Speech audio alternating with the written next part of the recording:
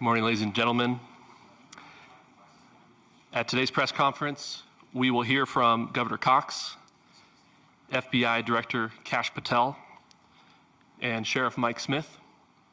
We also have with us Utah DPS Commissioner Bo Mason, Lieutenant Governor Deidre Henderson, FBI Special Agent in Charge Robert Bowles, and local and federal law enforcement partners.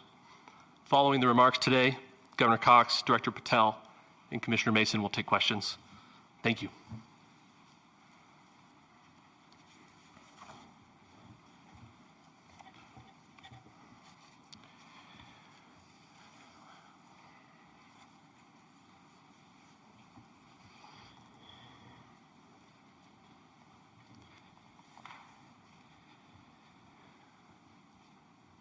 Good morning, ladies and gentlemen. We got him. On the evening of September 11th, a family member of Tyler Robinson reached out to a family friend who contacted the Washington County Sheriff's Office with information that Robinson had confessed to them or implied that he had committed the incident. This information was relayed to the Utah County Sheriff's Office and scene investigators at Utah Valley University. This information was also conveyed to the FBI. Investigators reviewed additional video footage from UVU surveillance and identified Robinson arriving on UVU campus in a gray Dodge Challenger at approximately 8:29 a.m. on September 10th, in which he is observed on video in a plain maroon t-shirt, light-colored shorts, a black hat with a white logo, and light-colored shoes. When encountered in person by investigators in Washington County on September 12th, in the early morning hours, Robinson was observed in consistent clothing with those surveillance images. Investigators interviewed a family member of Robinson who stated that Robinson had become more political in recent years. The family member referenced a recent incident in which Robinson came to dinner prior to September 10th, and in the conversation with another family member, Robinson mentioned Charlie Kirk was coming to UVU. They talked about why they didn't like him and the viewpoints that he had. The family member also stated Kirk was full of hate and spreading hate. The family member also confirmed Robinson had a gray Dodge Challenger. Investigators identified an individual as the roommate of Robinson. Investigators interviewed that roommate, who stated that his roommate, referring to Robinson, made a joke on Discord. Investigators asked if he would show them the messages on Discord. He opened it and showed several messages to investigators and allowed investigators to take photos of the screen as each message was shown by Robinson's roommate. These photos consisted of various messages, including content of messages between the phone contact name Tyler with an emoji icon and Robinson's roommate's device. The content of these messages included messages affiliated with the contact Tyler, stating a need to retrieve a rifle from a drop point, leaving the rifle in a bush, messages related to visually watching the area where a rifle was left, and a message referring to having left the rifle wrapped in a towel. The messages also refer to engraving bullets and a mention of a scope and the rifle being unique. Messages from the contact Tyler also mentioned that he had changed outfits.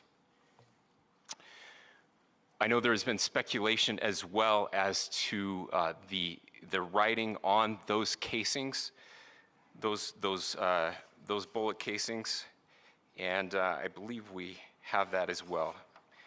And I will share that with you now. So the area north of Campus Drive Road where the suspect crossed over, you saw some of that in the video that we released last night, consists of a grassy area with trees on the edge of the UVU campus. Investigators discovered a bolt-action rifle wrapped in a dark-colored towel. The rifle was determined to be a Mauser Model 98 30-06 caliber bolt-action rifle. The rifle had a scope mounted on top of it. Investigators noted inscriptions that had been engraved on casings found with the rifle. Inscriptions on a fired casing read, "Notices, bulges, capital OWO, what's this, question mark." Inscriptions on the 3 unfired casings read, "Hey fascist, exclamation point, catch, exclamation point." up arrow symbol, right arrow and symbol, and 3 down arrow symbols. A second unfired casing read, "Oh Bella Ciao, Bella Ciao, Bella Ciao, Ciao Ciao." And a third unfired casing read, "If you read this, you are gay, LMAO." We are indebted to law enforcement across the state who has worked seamlessly together, local law enforcement, state law enforcement, and our federal partners with the Federal Bureau of Investigation. We're grateful for everyone who worked together in such a short amount of time to find this person and to bring justice. I want to thank the public who has been so engaged, reviewing videos, helping us with sending in tips, and helping us get to this point. I want to thank the family members of Tyler Robinson who did the right thing in this case and were able to bring him into to law enforcement as well. I especially want to thank the family of Charlie Kirk, Erica, Charlie's parents, his children. I want us to be thinking of them as we bring justice in this case. They will be involved in that justice. We will be working very closely with them as we move through this process as well. This is a very sad day for our country, a terrible day for the state of Utah. But I'm grateful that at this moment we have an opportunity to bring closure to this very dark chapter in our nation's history. With that, I will now turn the microphone over to the Director of the FBI, Kash Patel. Thank you, Governor. This is what happens when you let good cops be cops. The FBI and our partners are proud to stand here today together to bring justice to the family of Charlie Kirk and honor his memory. I want to express my deep gratitude to President Trump, the Vice President, and the entire White House who have been so incredibly supportive with both resources and just personally to the FBI as a team. They had our backs the entire way, and I just want to express my gratitude for giving us the resources we need to operate in this space to bring this sort of justice at this sort of speed. In 33 hours, we have made historic progress for Charlie. Governor Cox, our partnership has been absolutely incredible these last few days. Our partnership will endure. Your state and local partners, your sheriffs, your DPS community has been unbelievably impressive in the hardest of times. And a case like this cannot be solved, cannot be brought without partnering with your state and local authorities. The FBI has a certain role to play, and we will play that role, and we will lead out for the federal government. But Governor Cox, we are so grateful for your state partnership that led out on this investigation. A little bit of the timeline. Charlie was shot at 12:23 p.m. on Wednesday. The first FBI agents arrived on scene in 16 minutes with chiefs of police at 12:39 and secured the scene. The FBI immediately launched fixed-wing assets. We utilized these assets to transport personnel, specialty technicians, hostage rescue teams. We also utilized these assets to go back and forth from the East Coast and here in Utah to transport forensic evidence and other evidence that will be analyzed and is being analyzed at our FBI laboratories in Quantico and other laboratories, including the ATF. At my direction, the FBI released the first set of FBI photos of the suspect at 10 a.m. local time on 9/11. Then, shortly thereafter, the FBI reward of $100,000 was released at 10:45 a.m. local. Myself and Deputy Director Bongino arrived on the scene at approximately 5:30 p.m. on 9/11. The governor led a press conference last night at approximately 8 p.m., where at my direction, the FBI released a never-before-seen video of the suspect. We also released new images to the public of the suspect. And just last night, the suspect was taken into custody at 10 p.m. local time. In less than 36 hours, 33 to be precise, thanks to the full weight of the federal government and leading out with the partners here in the state of Utah and Governor Cox, the suspect was apprehended in a historic time period. And I want to highlight what Governor Cox said. This would not have been possible without you, the media, and you, the public. That's why we went so public, so fast, and we're so transparent, and we're committed to that transparency. The crime scene, just a little bit there. It is a large crime scene. State and local authorities, along with federal authorities, processed that crime scene quickly. And I even had the ability to walk through that crime scene and walk through the steps the suspect took to learn more about what was needed and what resources we needed to bear to create a full picture for the FBI and leadership back in Washington. Furthermore, thankfully to state and local partners, forensic evidence has been seized and continues to be garnered. Forensic evidence has already been evaluated at FBI laboratories in Quantico and state and local authorities here. We will continue to process evidence as we see it, as we collect it, and we will continue to deliver to Governor Cox and his team. Last night, we had a total of approximately 7,000 leads. As of this morning, thanks to your great work, we have over 11,000 leads that were called in to the FBI. And we are running out every single lead that we can. Every one of those leads will be run out. The arrest is a testament to the dedication of good law enforcement being great and partnerships in law enforcement, which I've tried to highlight as my tenure as the director of the FBI. There is no better relationship for law enforcement than the FBI to partner with state and local authorities, and you've seen it here in these last few days. The FBI Salt Lake Field Office, along with our offices in LA, Phoenix, Denver, San Antonio, Las Vegas, Pittsburgh, Buffalo, our headquarters component in Quantico, all participate in the FBI.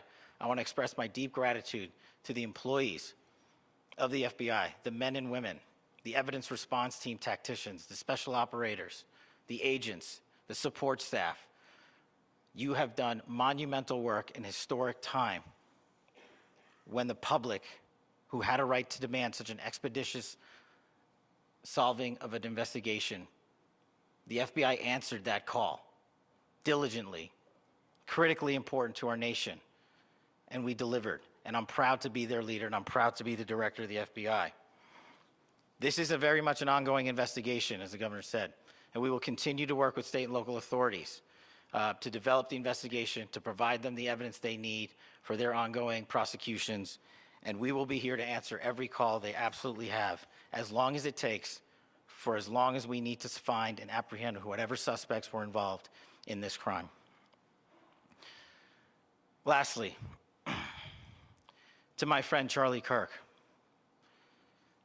rest now, brother. We have the watch, and I'll see you in Valhalla.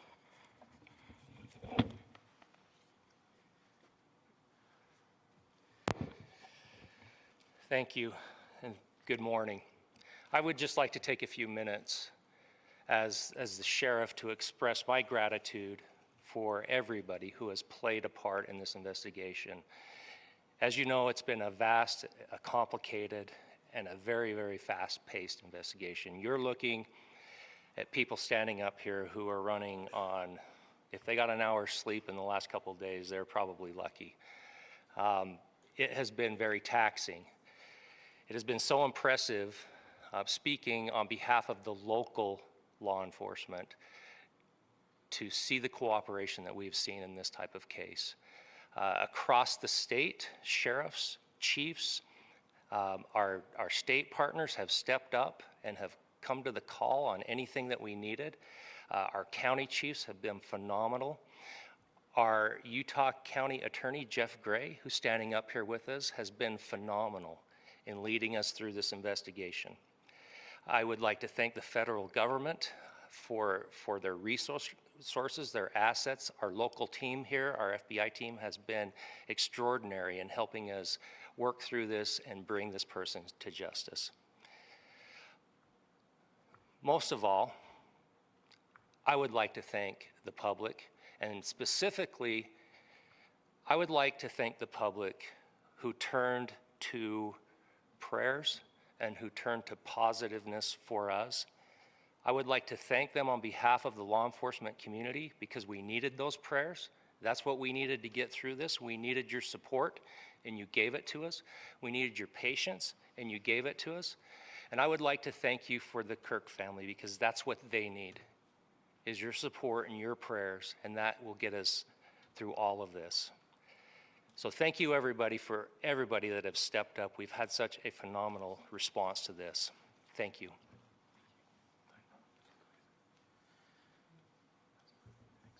I also want to give a special thanks to the Attorney General and the Department of Justice. Their unwavering support and their commitment to justice is shown true here.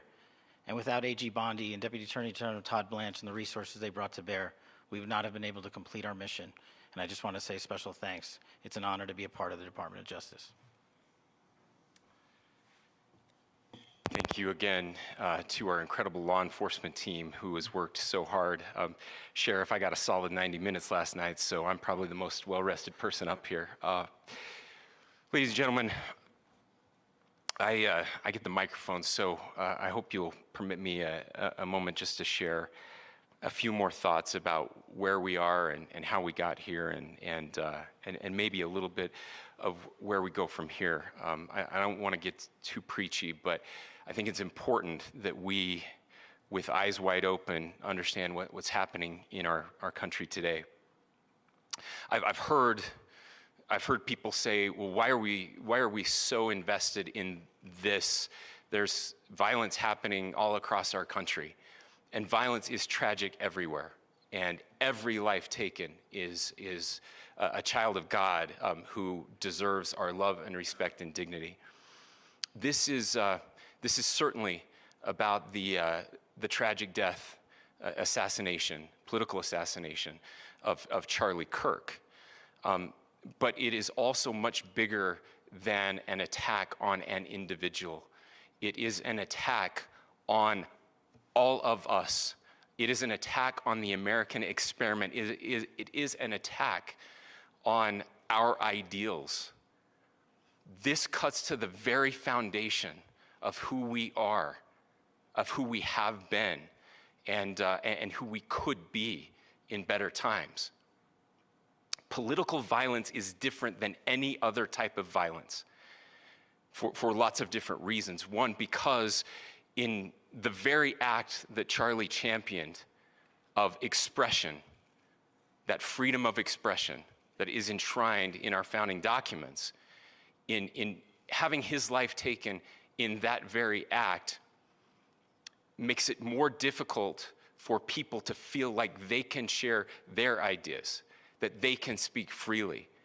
We will never be able to solve all the other problems, including the violence problems that people are worried about, if we can't have a clash of ideas safely and securely. Even, especially those ideas with which you disagree. That's why this matters so much. Over the last 48 hours, I have been as angry as I have ever been, as sad as I have ever been. And it was, as anger pushed me to the brink, it was actually Charlie's words that pulled me back. I'd like to share some of those. And specifically right now, if I could, I need to talk to the young people in our state, in my state, and all across the country. As President Trump reminded me, he said, you know who really loved Charlie? The youths. And he's right. Young people loved Charlie, and young people hated Charlie. And Charlie went into those places anyway. And these are the words that have helped me. Charlie said, when people stop talking, that's when you get violence. He said, the weak can never forgive. Forgiveness is the attribute of the strong. The only way out of the labyrinth of suffering is to forgive. Welcome without judgment, love without condition, forgive without limit. He said, always forgive your enemies. Nothing annoys them so much. A few months ago, I referenced this last night, Charlie posted to social media, when things are moving very fast and people are losing their minds, it's important to stay grounded. Turn off your phone, read scripture, spend time with friends, and remember, internet fury is not real life. It's going to be okay. He again said, when you stop having a human connection with someone you disagree with, it becomes a lot easier to commit violence. He said, what we as a culture have to get back to is being able to have a reasonable agreement, where violence is not an option. Now, again, to my young friends out there, you are inheriting a country where politics feels like rage. It feels like rage is the only option. But through those words, we have a reminder that we can choose a different path. Your generation has an opportunity to build a culture that is very different than what we are suffering through right now. Not by pretending differences don't matter, but by embracing our differences and having those hard conversations. I think we need more moral clarity right now. I hear all the time that words are violence. Words are not violence. Violence is violence. And there is one person responsible for what happened here. And that person is now in custody and will be charged soon and will be held accountable. And yet, all of us have an opportunity right now to do something different. I want to thank my fellow Utahns. This bad stuff happens. For 33 hours, I was praying that if this had to happen here, that it wouldn't be one of us. That somebody drove from another state, somebody came from another country. Sadly, that prayer was not answered the way I had hoped for, just because I thought it would make it easier on us if we could just say, hey, we don't do that here. And indeed, Utah is a special place. We lead the nation in charitable giving. We lead the nation in service every year. But it did happen here. And it was one of us. But I want you to look at how Utahns reacted the last 2 nights. There was no rioting. There was no looting. There were no cars set on fire. There was no violence. There were vigils and prayers and people coming together to share the humanity. And that, ladies and gentlemen, I believe is the answer to this. We can return violence with violence. We can return hate with hate. And that's the problem with political violence, is it metastasizes. Because we can always point the finger at the other side. And at some point, we have to find an off-ramp, or it's going to get much, much worse. But see, these are choices that we can make. History will dictate if this is a turning point for our country.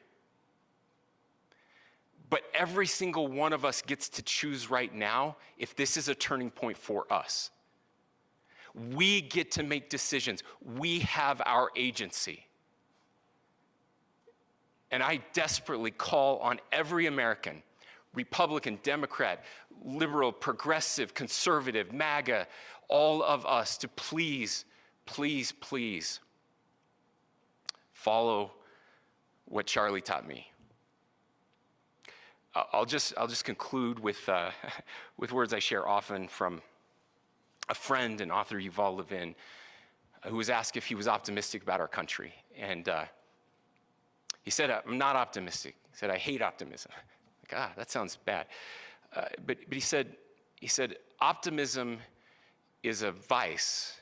It's this idea that good things are just going to happen. And he said, in the history of the world, good things have never just happened. He says, I'm not optimistic, but I am hopeful. And hope is the virtue that sits between the vices of optimism and pessimism. Hope is the idea that good things are going to happen because we can make them so. I still believe in our country. And I know Charlie Kirk believed in our country. I still believe that there is more good among us than evil. And I still believe that we can change the course of history. I'm hopeful because Americans can make it so. Ladies and gentlemen, we're happy to answer any questions you might have. Governor, can you please speak to whether the suspect is speaking with authorities and his demeanor, Tyler Robinson, when he turned himself in? I cannot speak to that right now. Governor, how do you interpret the engravings on casings? Well, I will leave that up to you to interpret what those engravings mean. I think the clearest one that says "catch fascist," there's not, and by the way, that's like catch like a ball, catch this. That's I think that speaks for itself. Governor, you indicated that he had been communicating. Please. Talked about this level of hatred that this person expressed in the dinner. Beyond that, is there anything in your view that you discovered that may have radicalized or changed him to prompt him to commit such a horrific? There's nothing more that we can share at this time. Governor, you indicated that he had been communicating with a friend on Discord about the gun. Do you anticipate any more arrests? We do not at this time have any information that would lead to any additional arrests. Do you believe he acted alone? Yes, but the investigation is ongoing. How he came into custody of police and where he is right now? Yes, so right now, Mr. Robinson has been booked into the Utah County Jail. You heard the president this morning report that he was taken into custody, that his family and a friend helped to deliver him into custody of law enforcement in Washington County. For those of you that don't know where Washington County is, it is the southwesternmost part of the state of Utah. It's about a 3.5 to 4 hour drive from here, where we are right now, and that's where he lived and where they turned him in. Please, go here. I can't share any more than what I've already shared. Yeah.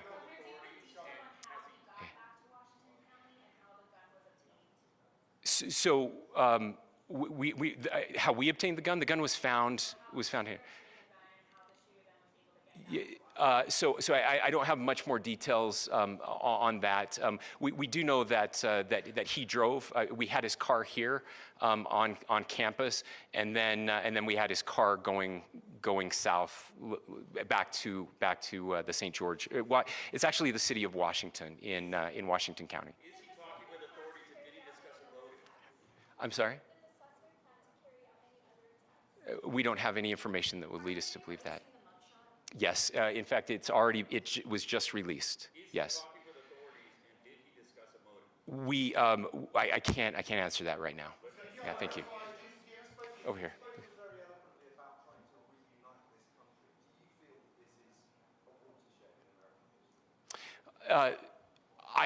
I absolutely believe that this is a watershed in American history, yes. The question is what kind of watershed? And that chapter remains to be written. Is this the end of a dark chapter in our history or the beginning of a darker chapter in our history? Look, I mean, if you look at true political assassinations in this country of someone of this stature, this feels a lot like the late 60s. And having one so gruesomely displayed on camera in all of our hands and in all of our pockets, we are not wired as human beings biologically, historically. We have not evolved in a way that we are capable of processing those types of violent imagery. And by the way, we've seen another one with a gruesome stabbing very recently that went viral. This is not good for us. It is not good to consume. Social media is a cancer on our society right now. And I would encourage people to log off, turn off, touch grass, hug a family member, go out and do good in your community. That is happening, and it's happening organically right now. I had a friend in a small city in Utah who said, we're getting together, the Republicans and Democrats in my little town are getting together to have a discussion last night, just to find a way to find their better angels. So yes, this could be, I mean, again, you have to go back to JFK to have seen a video live of something like this happening. I wasn't born until 1975, but I know that things were really dark in the late 60s. Sorry to some of you. I know some of you were there. This is our moment. Do we escalate, or do we find an off-ramp? And again, it's a choice. It's a choice, and every one of us gets to make that choice. Two more questions right here. Could we clarify that the release of those enhanced images at 8 p.m., the timeline that Director Patel gave us, led to the arrest at 10 p.m.? Is there a direct connection between those two events? I cannot comment if there is a direct connection or not, but all I can say is that through some process, the family came to know that this had happened. One more thing, Governor. Could you just clarify the clothing issue you mentioned earlier? Was he changing outfits? Correct. Yes. So when he's first spotted on campus, he has different clothing on, and then he changes clothing on the roof, and then changed back into that clothing at some point, so that when he was apprehended, when he was arrested, the clothing matched the clothing he had on before the shooting here at UVU. Last question here. Yes. Suspect was from Utah. Can you kind of tell us a little bit more about where, and was he a student here at this university, and is there any history of mental illness? Yeah. So I don't have any information on the mental illness part. He was not a student here at UVU. He was living and had lived for a long time with his family in Washington County, in the southernmost part of our state. Thank you, everyone, for your great work in getting this information out. I would just say, process-wise, this may be important. I know many of you aren't familiar with the process in Utah. I think it's important that you understand that. Basically, we have 3 days for charging documents to be filed. A CI will be filed. We'll have more information then, more detailed information as those charging documents are filed in preparation for a preliminary hearing. So 3 days. So we would anticipate then that early next week those charging documents will be filed. We will obviously be working. The county attorney will be working very closely with Mr. Kirk's family as those documents and decisions are prepared and made. Thanks, everyone.